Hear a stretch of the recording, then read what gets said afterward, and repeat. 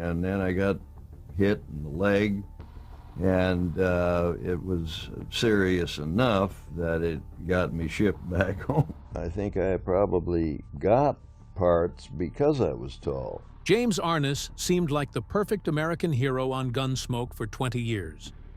But behind the badge was a man drowning in secrets. In 1975, he tried to end his life with the same type of gun that made him famous. His daughter had just died by suicide. His ex-wife would follow 2 years later. And that wasn't even his darkest moment. A hidden oil fortune, a World War II injury that nearly killed him, and a feud with his co-star that almost destroyed the show. Today, we're uncovering the truth about the man who fooled America. James Arness was born on May 26, 1923, in Minneapolis, Minnesota.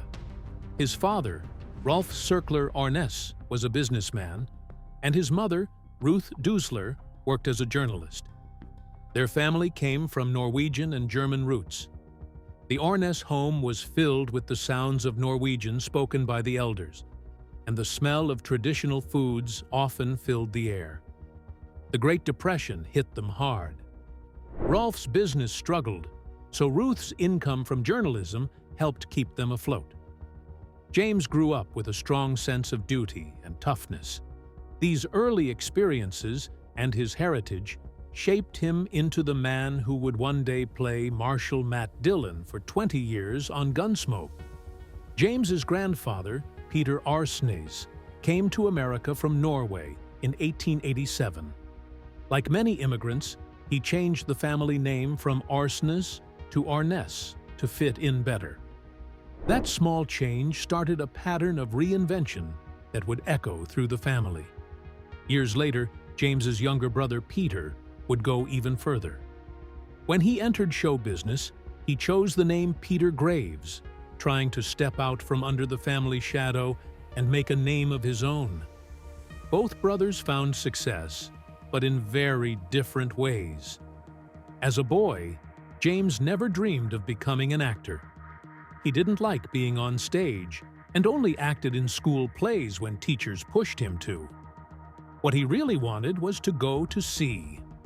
He imagined himself as a sailor, chasing adventure like the Norwegian explorers he admired.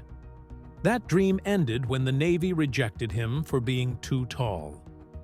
At 6 feet 7 inches, James didn't fit into the cramped quarters of ships or submarines. Instead, in March 1943, he was drafted into the Army and sent to Fort Snelling.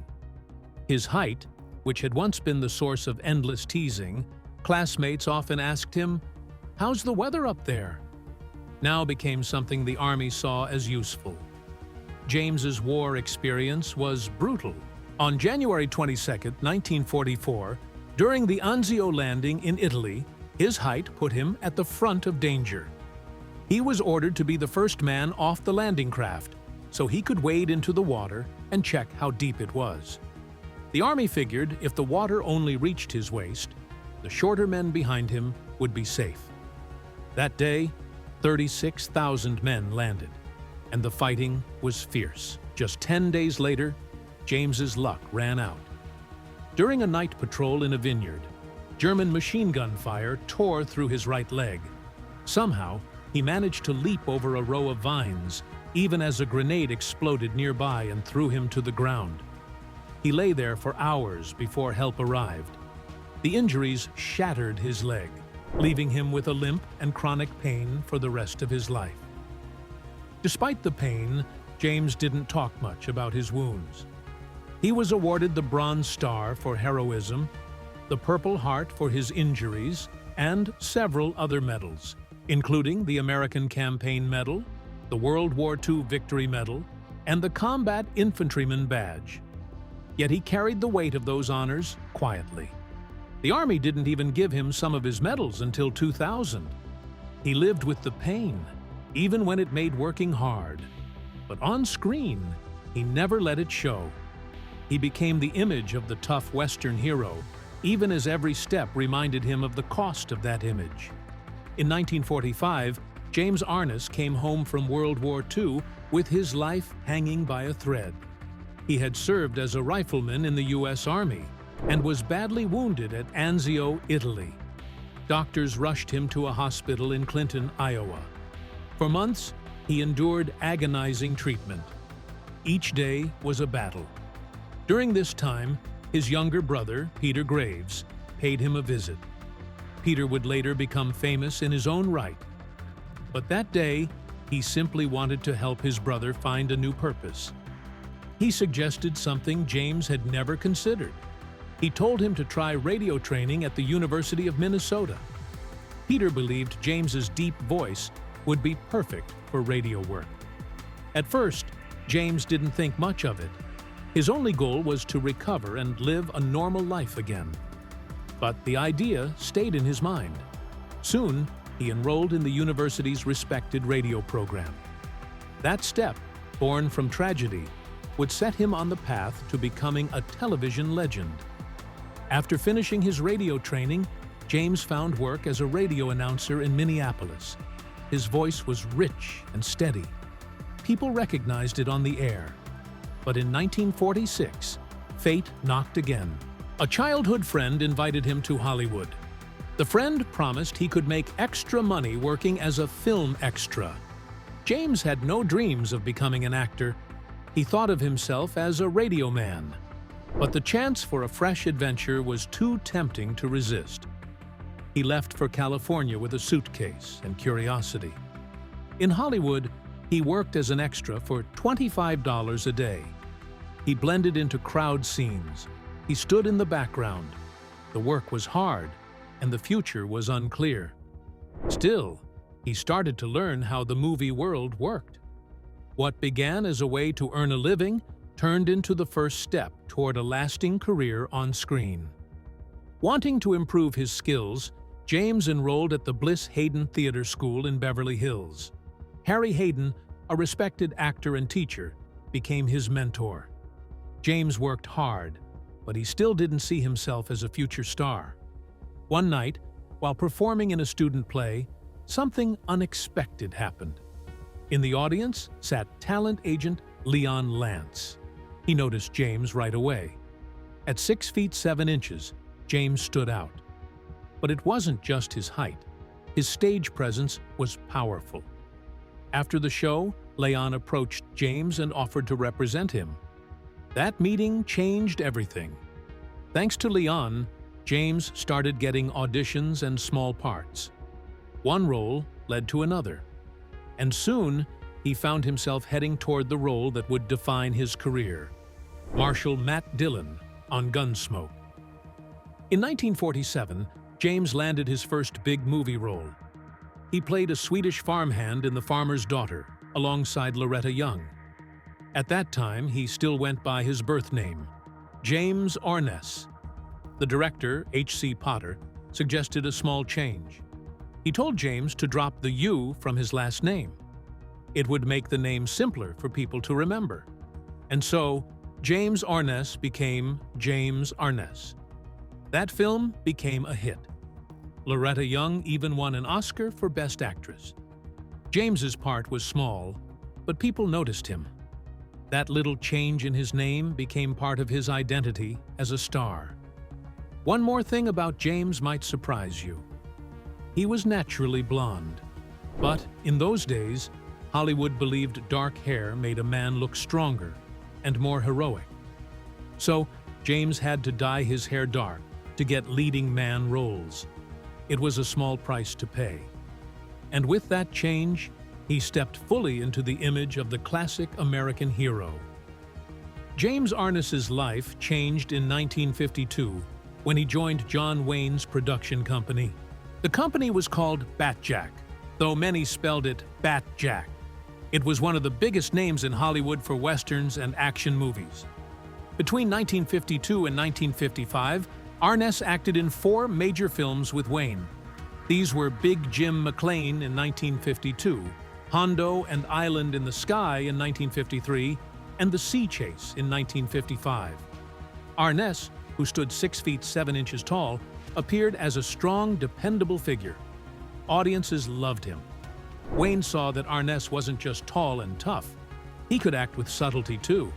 That's why Wayne kept choosing him for important roles. One of these films, Hondo, was shot in 3D.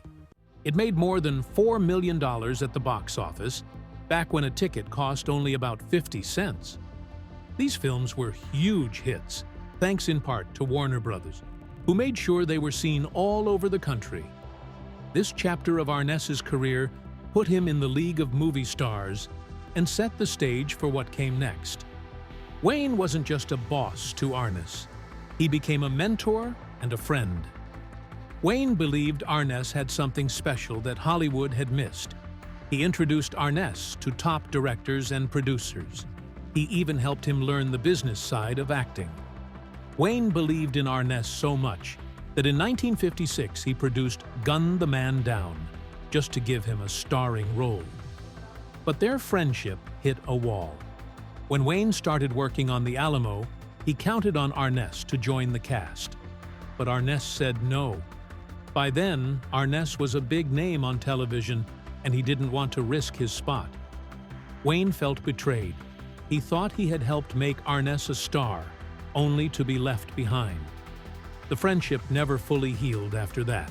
In 1954, CBS offered Arness the lead role in a new TV show called Gunsmoke. Arness was unsure. Back then, actors saw TV as a step down from movies. He was doing well in films, and he feared moving to TV would wreck his career. In a 1989 interview, Arness said it sounded funny now, but back in 1954, TV was just a small box with a fuzzy picture. He didn't know if it would be worth it. He didn't want people to think he was finished in films before he had even reached his peak. The final push came from Wayne. Arness went to him for advice, still unsure about leaving movies for television. Wayne told him taking the role of Matt Dillon was the smart move. Wayne believed TV was about to become huge. His words mattered to Arness. Wayne had a sharp eye for talent and the business. Arness later said that Wayne's opinion tipped the scales. He trusted Wayne and took the role, never imagining how big it would become. On September 10, 1955, Gunsmoke aired for the first time. But before the show started, viewers saw something they didn't expect. John Wayne appeared on their screens. Dressed in cowboy gear, Wayne introduced Arness to the audience. He told them that Arness was about to become a star and praised Gunsmoke as an honest and grown-up show. This introduction gave Arness instant respect and set him apart from every other TV actor of the time. The cast didn't even know Wayne was going to do it. The move helped Gunsmoke become a hit. James Arness became a legend by playing Marshal Matt Dillon in Gunsmoke, a role that no one has matched in American television. The show started on September 10, 1955, and ended on March 31, 1975. That's 20 years. Arness appeared in all 635 episodes. No other dramatic actor in primetime has done that. The show began as a half-hour black-and-white series. Later, it expanded to a full hour in color. While other actors came and went, Arness stayed. For 2 decades, he was the heart of Dodge City. Gunsmoke outlived 30 other westerns. Arness's name became a symbol of frontier justice. The late 1950s were the golden years for TV westerns, and Gunsmoke ruled them all. From 1957 to 1961, it was the #1 show in America. 4 years at the top. Over 18 million people watched each episode. That was huge at the time. The show shaped culture, from the way people dressed to the way they talked. When CBS tried to cancel it in 1967, the public pushed back. Even CBS executives' families joined the outcry. The network changed its mind. Gilligan's Island was canceled instead. Arness became a household name. Gunsmoke kept its place in the top 10 for most of its run. The show's success and Arness's presence kept fans coming back. Arness didn't just become famous, he became rich. By 1970, he had made about $30 million from Gunsmoke. Adjusted for today, that's about $230 million.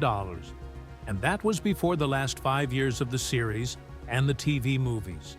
At one point, he earned $20,000 per episode. Today, that would be about $150,000 per episode. His earnings from Gunsmoke were higher than what John Wayne made in his entire film career. Arness knew how to handle business. He got a share of the profits. TV Guide called Gunsmoke the most perennially profitable ever to put to film. Arness didn't stop at acting. He produced 32 episodes himself. That was rare for a lead actor then. As producer, he helped decide the budget and the creative direction. He had power behind the scenes. That gave him leverage with CBS and helped him secure his share of the profits. His smart moves kept Gunsmoke alive through changing times and tastes. When Gunsmoke ended in 1975, Arness wasn't done with Matt Dillon. From 1987 to 1994, he returned for 5 TV movies. Gunsmoke. Return to Dodge came first in 1987. Then came The Last Apache in 1990, To the Last Man in 1992, The Long Ride in 1993, and One Man's Justice in 1994. Arness played Matt Dillon across 5 decades. The movies thrilled old fans and brought new ones. Few actors have stayed connected to a single role for so long or done it so well. Milburn Stone couldn't stand James Arness during the first 3 years of Gunsmoke. Stone, who played Doc Adams, had been acting for years. He took his work seriously. He showed up on time, knew his lines, and stayed focused. But Arness drove him mad. Arness would arrive late. He'd whistle or make silly noises during rehearsals. He never said sorry. Stone was so frustrated he once said, "I felt he did not belong in the business at all." Stone hated working with him. The tension didn't fade. Everyone on set knew about it. The bad blood between them was no secret. It lasted until one day when things exploded. It happened during a heated moment on set. Arness was late again. Stone finally snapped. In front of the cast and crew, Stone yelled, "I've read my contract, and there's nothing in it that says I have to put diapers on you or wait for you. And if you ever show up late again, buddy, you'll have 2 things to explain. Not only where you were, but where I went." The words hit hard. Calling Arness a man who needed diapers made it clear just how little respect Stone had left for him. The crew watched as Arness froze. His teeth started clicking, a nervous habit of his. It was a moment no one forgot. What came next shocked everyone even more. Arness didn't fight back. He didn't get angry. He looked at Stone and said, "Milburn, you are absolutely right." That one sentence changed everything. Stone couldn't believe it. Instead of making things worse, Arness's honesty and humility ended the feud. From that day, the two became close. Stone admitted that the moment embarrassed Arness deeply, but he also said it earned his respect. They worked together as true partners after that. Stone even praised Arness's acting, calling it classical. That clash had turned a bad working relationship into one of the show's strongest bonds. But not everyone had a change of heart about Arness. Clint Walker, who starred in Cheyenne, held on to his dislike for decades. Walker came from a blue-collar background. He was friendly, down-to-earth, and proud of it. He thought Arness seemed cold and full of himself. That feeling only grew as their careers went in different directions. Cheyenne made history as TV's first hour-long Western, but it only lasted 7 seasons. Walker dealt with studio battles and contract fights the whole way through. Meanwhile, Gunsmoke ran for 20 years. Arness became a legend. Walker thought Arness had it easy thanks to John Wayne's help and the right connections. They never patched things up. They never shared a stage. They never did an interview together. Walker's bitterness wasn't just about career envy. It was about years of feeling overlooked and compared. It became one of classic TV's most lasting rivalries. Arness's behavior off-camera added to his air of mystery. He hated the spotlight. Reporters weren't allowed on the Gunsmoke set. He didn't want any press at all. At one point, he even offered to pay a publicity agent $20,000 a year just to keep his name out of the news. Arness skipped awards shows. He refused to go to cast parties. When he did show up, he left early. He preferred the peace of his ranch near Santa Barbara. He didn't do interviews. He didn't care for fame. People called him the Greta Garbo of Dodge City. And in his quiet way, that's exactly what he was. James Arness, the towering figure best known as Marshal Matt Dillon on Gunsmoke, lived a life that few people ever saw. Long before his name became famous, he was just a young man chasing waves along the California coast. In the late 1940s and early 1950s, Arness could be found at San Onofre, living out of his car or sleeping right on the beach. People called him a beach bum. He worked odd jobs when he needed money, just enough for gas or food. His days revolved around the ocean, the tides guiding his every move. Surfing gave him a freedom that Hollywood could never offer. Sunburned, unshaven, and at peace, he was far from the polished star he would become. That passion for the ocean didn't stop with James. His son, Rolf Arness, born in 1952, shared that same love for the sea. At just 18, Rolf shocked the surfing world. In 1970, at Bells Beach in Australia, he beat the best to become the world surfing champion. Few saw it coming. He was not well known on the global stage, but his fearless style won the day. The victory felt like a tribute to his father's adventurous spirit. But the joy wouldn't last forever. Rolf's mother, Virginia Chapman, died in 1977. Rolf, too, faced many personal battles after that. Still, his win in 1970 remains one of the most stunning moments in surfing history. James didn't just love the water, he also loved the sky. After World War II, where he had been wounded at Anzio, James discovered flying. It gave him the same thrill as the ocean had. He earned his pilot's license and owned several planes, including a Beechcraft Baron. Flying offered him privacy and peace. He would take off to remote places, sometimes just to fish or enjoy the quiet above the clouds. There was even a time he thought about quitting acting to fly full-time. This was the side of James Arness most fans never saw. A man who felt just as free in the sky as he did on horseback. His love for the sea showed in another way, too. In the late 1960s, James had a 60-foot catamaran built. He named it Sea Smoke. It was fast and strong, just like him. In 1974, he gave Sea Smoke to the Boy Scouts of America. It became a floating classroom, teaching kids how to sail, navigate, and work as a team. Thousands of young people learned skills they would carry for life. James didn't make a big deal about it. He didn't want praise. He just wanted to give something back. But behind this man of adventure and generosity was deep pain. James's only daughter, Jenny Lee Arness, was born in 1950. On May 12, 1975, just days before turning 25, she took her own life with sleeping pills. The loss shattered James. Jenny had appeared in a couple of small roles on Gunsmoke, but she struggled to find her place. After her parents' divorce, she spent most of her time with her father. Still, she visited her mother often, finding the chaos of Virginia's motel oddly exciting. But inside, Jenny battled schizophrenia. The disease haunted her. When her relationship with Greg Allman ended, she felt abandoned and broken. The pain became too much.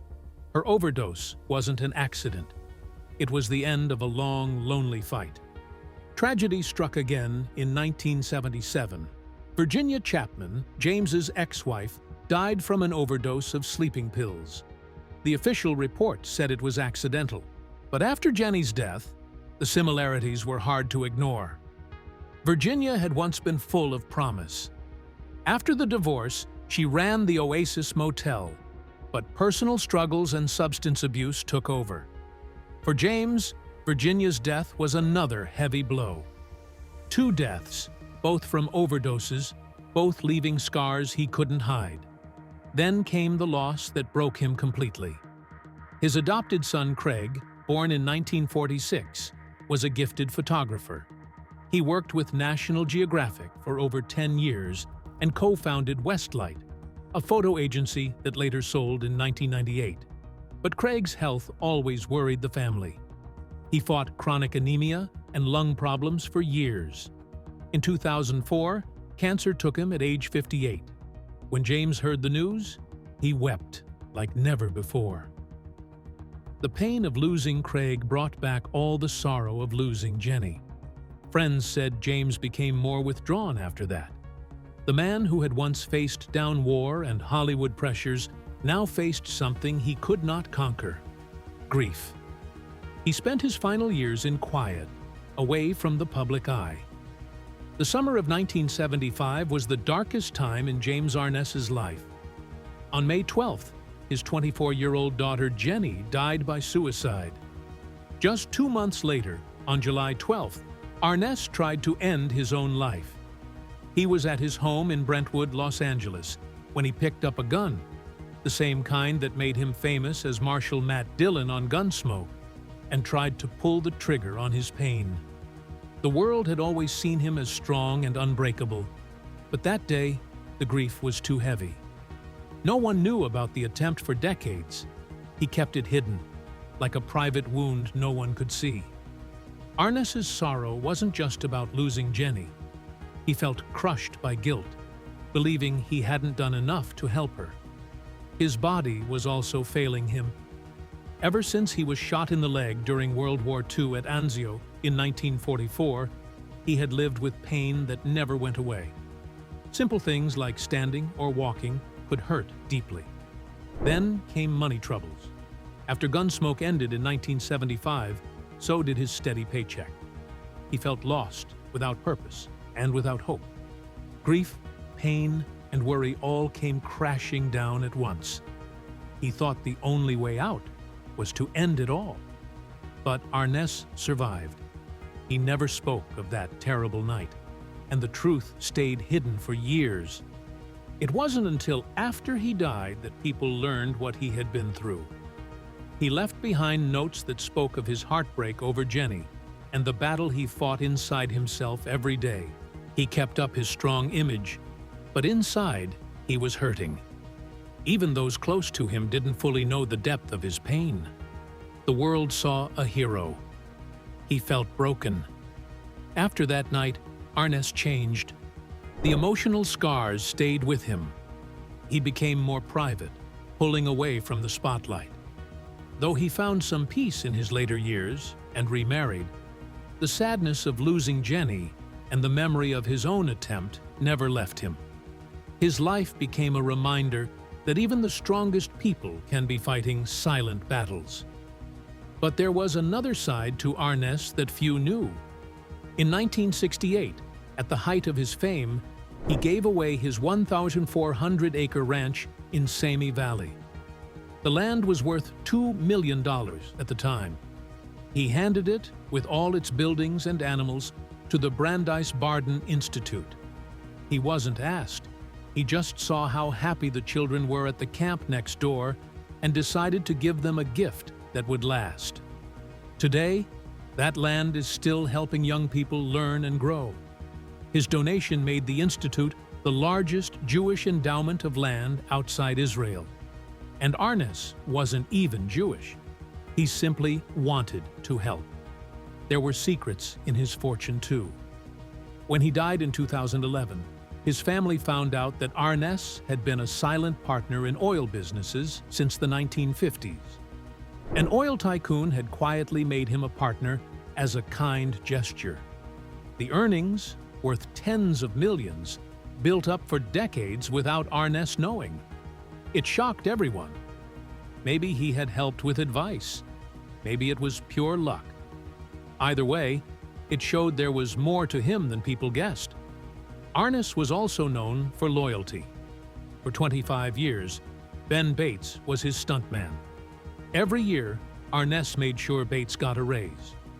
When Gunsmoke ended, Arness gave Bates the real Colt .45 he had used as Matt Dillon. He told him the gun belonged with a friend, not in a museum. That moment stayed with Bates forever. The two men stayed close until the end. Arness died on June 3, 2011, at 88. In true Arness fashion, he left behind a simple letter. It was posted on his website the day he passed. He thanked his family, his fans, and his beloved wife, Janet. He called her the best part of his life. He was grateful for everything. His words were humble and kind, just like the man himself. Even in death, he showed the same quiet strength he had shown all his life.